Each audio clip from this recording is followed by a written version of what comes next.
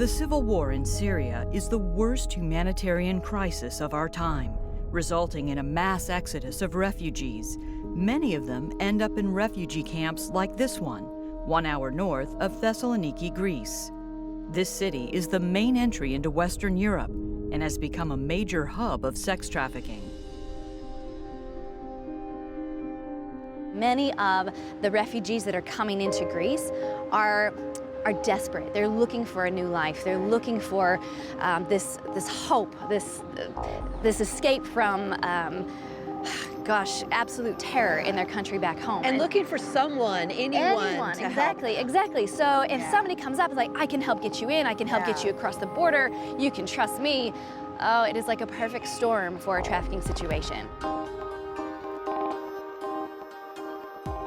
As the dynamics within this whole crisis keep shifting and changing, we are constantly realizing that we're having to evolve and stay one step ahead of the game so that we can really try and head off these scenarios. Can I ask you real quick, just so everyone is clear, define human trafficking for us? Human trafficking is basically the illegal exploitation of people through force, fraud, or coercion.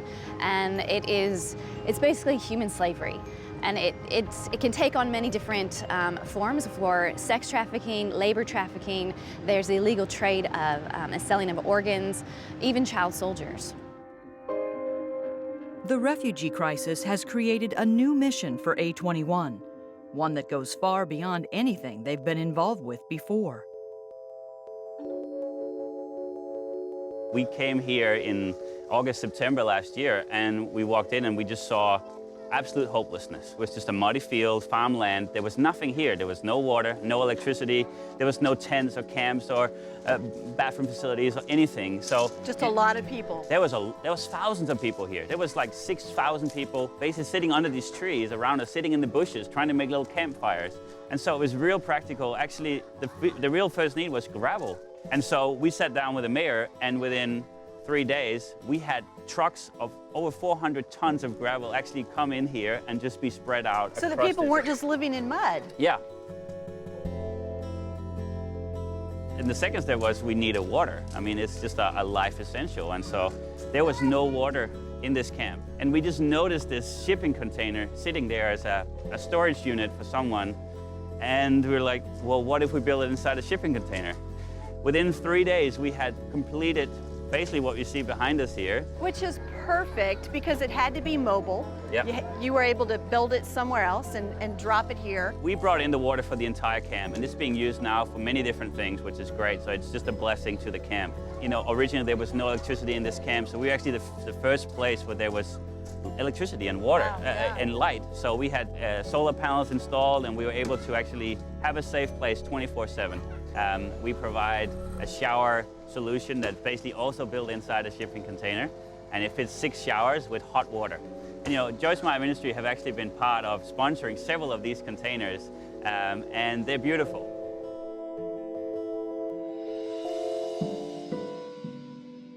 What it's then also done for us is provide a platform for us to actually bring this prevention message. So inside our containers, you know, we have mirrors that you obviously can see yourself, but on these mirrors there's also a message that's actually warning about the dangers of human trafficking, warning about the dangers of smugglers who may have a hidden agenda. Bringing that in their native language and explaining it in very practical terms to them has been very, very effective.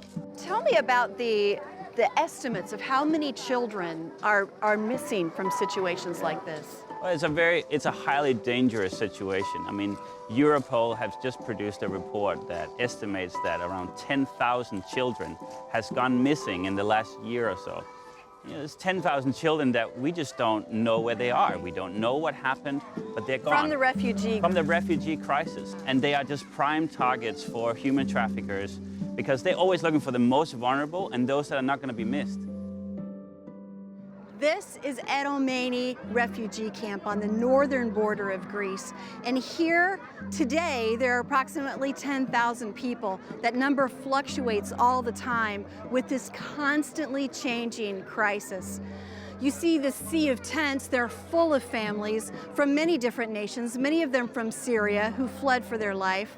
We want you to know that in this desperate situation, you are here making a difference. You're sharing the love of Christ in a very tangible way. We want to encourage you that there is something that you can do to inspire you to think about this being your family in this situation and to propel you to action. Do something about it today. You really can. Call the number that you see on the screen right now. Go to the website and stand with us as we help not only here, but all over the world, feeding the hungry, helping the needy, providing medical care. You make a difference. And when we began, really, to be honest, not knowing much about human trafficking, we found out about the issue and realized we need to do something about this, and really wanted to rally Christians around the world to rise up and do something at this hour in history. And the more we got involved, the more doors kept opening. And honestly, so much has happened in the last 8 years that we stand on the other side of it and really can say, but by the grace of God, this is so much bigger than anything that we could have ever dreamt or imagined when we first began. It is crazy, the dynamics between the different countries. You've got different languages and different cultures, and we're seeing the patterns of trafficking are different and very unique to the location. Greece is a transit country, which basically, if you can get a victim into Greece, it's in something called the Schengen zone, which is an agreement between many Western European countries where you can travel without having to get your passport stamped as you go in and out of the borders. So if traffickers can get a victim into Greece, it opens them up to Germany, to Italy, going all the way up through. But then you've got places like Thailand. Thailand, you see children, little children being trafficked, and it is it's an infuriating thing to actually witness. Then, for example, in South Africa, we have an office in Cape Town. The traffickers will use voodoo and black magic and a lot of weird religion to control and manipulate their victims. And then in America, typically the victims in America are domestic victims that we're working with. A stereotypical scenario would be that a victim in America would have probably known violence growing up as a child, probably not had two parents in the home, and basically grown up being controlled and manipulated and not realizing it, just kind of this is life. So when you talk about restoration process, it's not like somebody had a great life and then got tricked and trafficked and you restore them back to a life they once knew. It's kind of like hitting a reset button and having to really teach people value and worth from the ground up. When a trafficking victim has escaped or been rescued, they can find help through A21 survivor care services around the world, including this beautiful home in Thessaloniki, all supported by Joyce Meyer Ministries partners. It's an opportunity for them to receive healing through God's love and begin their lives again with hope and a future.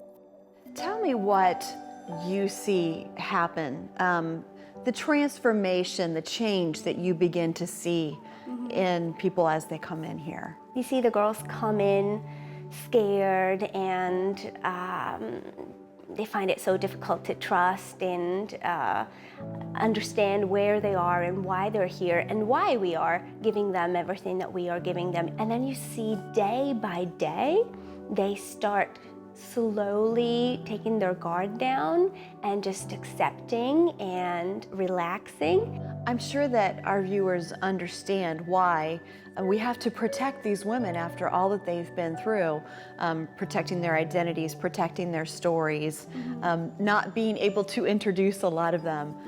And yet, you know each one of them so well, you know their stories. Are there anything that, any stories that you can share with us so that we can help understand?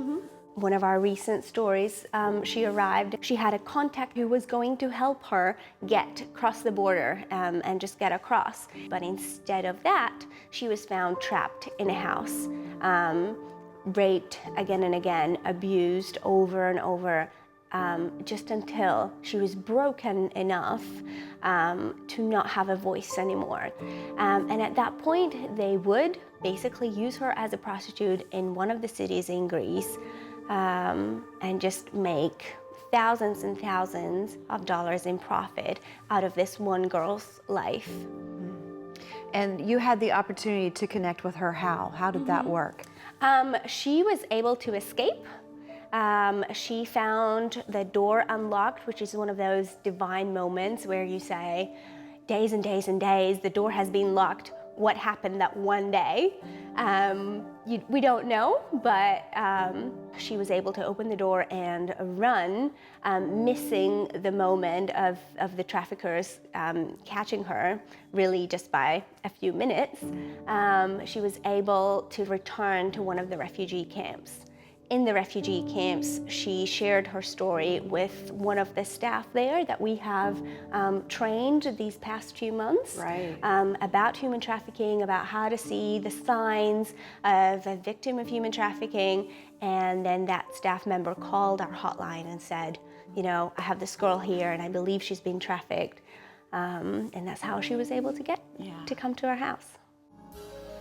Many times, especially in these Middle Eastern countries, we as Christians haven't been able to get in. We haven't been able to actually bring light and hope to these people. And now it's like they're coming to us. And if we look at it as in that light, if we look at it from that perspective, we have such an opportunity like never before to reach a people group that we have never been able to reach before like this. And so we just need to be really thinking through and really prayerfully going, all right, God, how can we play our part? What's in my hand? What can I do at this hour in time? And to really, really make a difference. Tomorrow, our team gets on a plane and we head back home to friends and family. The people that we met here have no place to call home, and they've lost so many loved ones. It's a very sobering thought, and it reminds me of that question that Jesus asked, who is my neighbor? Our neighbor is the people that God puts in our path, who we can touch and help.